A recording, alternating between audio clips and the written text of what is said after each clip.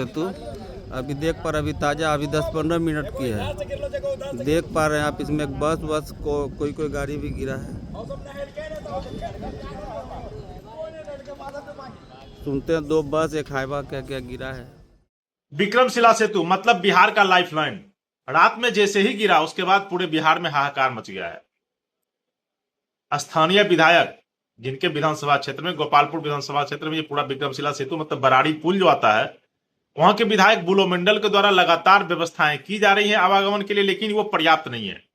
लेकिन उसके बाद फिर सम्राट सरकार भी एक्शन में आती है और फिर भागलपुर के प्रशासन को यह आदेश किया जाता है विभाग के द्वारा कि कुछ वैकल्पिक व्यवस्था अविलंब करवाई जाए। लेकिन सबसे बड़ी बात है, ये पुल गिरा क्यों? सरकार मेंटेनेंस पे ध्यान नहीं दे रही थी और ओवरलोडेड गाड़ियों ने इसका जान निकाल दिया। लेकिन आज एक प्रेस कॉन्फ्रेंस किया गया है, उसके बाद चंद्रशेखर जो है सरकार के बिहाफ में वो कुछ बोल रहे हैं। आप सुनिए और उम्मीद है कि बिहार के विक्रमशिला सेतु पे जो स्लैब गिरा है उसमें बहुत जल्द कुछ न कुछ कार्रवाई होने वाली है। सुनिए चंद्रशेखर जी क्या कह रहे हैं।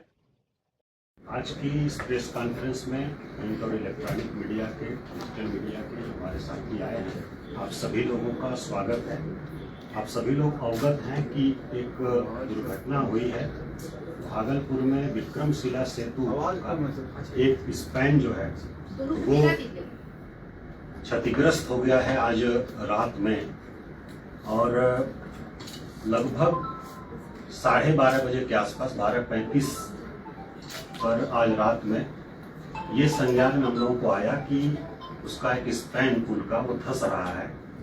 और जो ट्रैफिक पुलिस है भागलपुर की, सबसे पहले वो पहुंची वहां, और उसके बाद यातायात को पूरी तरह से रोक दिया गया और फिर पुल को धीरे धीरे खाली करा दिया गया। और कुछ ही देर बाद वो स्पैन पूरी तरह से ध्वस्त हो गया और नदी में गिर गया।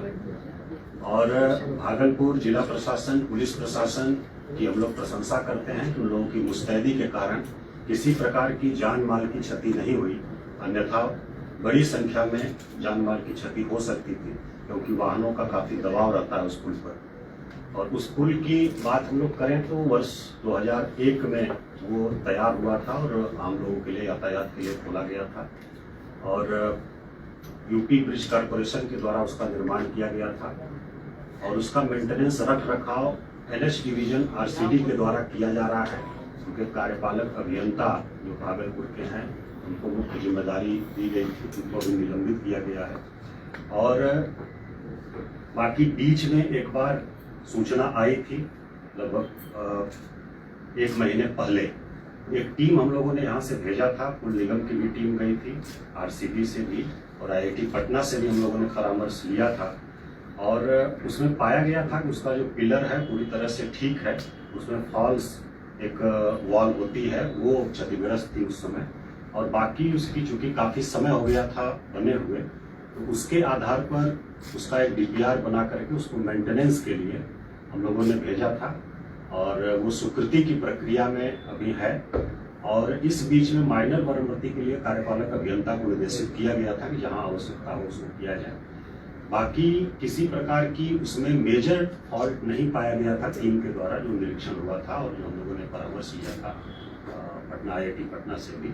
और अचानक ये दुर्घटना हुई है रात में, तो एक हम लोगों ने टीम यहाँ से भेजा है, फिर से IIT पटना से भी आग्रह किया है, लोग पूछ रहे हैं, उसका अध्ययन कर रहे हैं कि कैसे उसको हम लोग रिस्टोर जल्दी से जल्दी कर सकें। दूसरा, वैकल्पिक व्यवस्था वहाँ के लोगों के लिए हम लोग करने का प्रयास कर रहे हैं। इसमें अभी तत्काल ट्रैफिक को डाइवर्ट कर दिया गया है, मुंगेर साइड से इस तरफ का, पश्चिम तरफ का, पूर्वी तरफ नवगछिया साइड का जो है वो खगड़िया साइड से। मुंगेर में हमारा श्री कृष्ण सिंह सेतु बना हुआ है, उससे अभी वाहनों का परिचालन हो रहा है। बाकी हम लोग प्रयास कर रहे हैं कि स्टीमर के माध्यम से छोटे वाहन और आम लोगों जो आना जाना होता है उन लोगों की व्यवस्था तत्काल कराएं।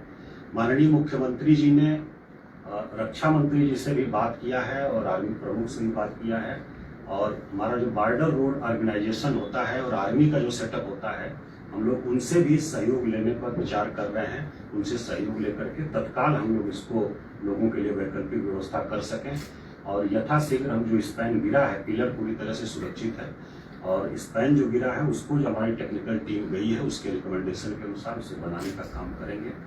और ये पुल शुरू से ही काफ़ी अधिक दबाव में था, यातायात का दबाव काफ़ी अधिक रहता है इस पर, और इसको देखते हुए इसके पैरेलल 4 लेन ब्रिज 4 लेन का पुल निर्माण किया जा रहा है NH के द्वारा, और वो इस साल दिसंबर तक पूरा होने का लक्ष्य है। तो वो पूरा होने पर हम लोगों की समस्या का स्थायी समाधान हो जाएगा। और ये जो क्षतिग्रस्त है इसको हम लोगों का प्रयास है कि 3 महीने में इसको हम लोग कंप्लीट करें, और बाकी तब तक हम वैकल्पिक व्यवस्था करें लोगों के लिए। क्योंकि पीपा पुल हम लोग विचार इसलिए नहीं कर रहे हैं कि जब पानी बहुत बढ़ जाता है, बरसात का समय आ गया है, तो पीपा पुल खोलना पड़ता है। 15 जून तक ही उसकी अवधि होती है, गंगा में हम लोग पीपा पुल का उपयोग कर सकते हैं। तो वो लगाने